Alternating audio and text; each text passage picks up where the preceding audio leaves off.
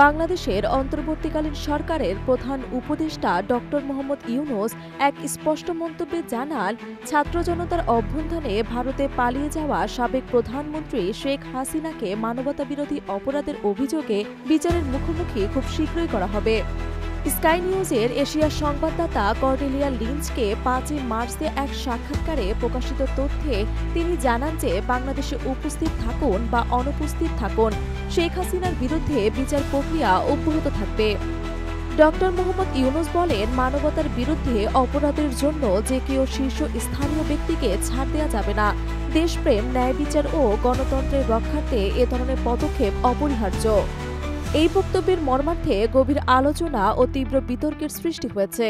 বিশেষজ্ঞরা মন্তব্য করছেন, বর্তমান রাজনৈতিক অস্থিরতার মাঝে জাতীয় নিরাপত্তা ও ন্যায় বিচারের ক্ষেত্রে এ পদক্ষেপ দেশের ভবিষ্যৎ গুরুত্বপূর্ণ প্রভাব ফেলবে।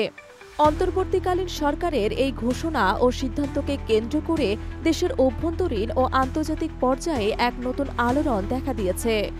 নির্বাচন ও রাজনৈতিক প্রক্রিয়া পুনর্গঠন, গণতান্ত্রিক স্বচ্ছতা ও মানবাধিকার রক্ষায় এই সিদ্ধান্তকে নতুন দিক নির্দেশনার সূচনা হিসেবে বিবেচনা করা হচ্ছে।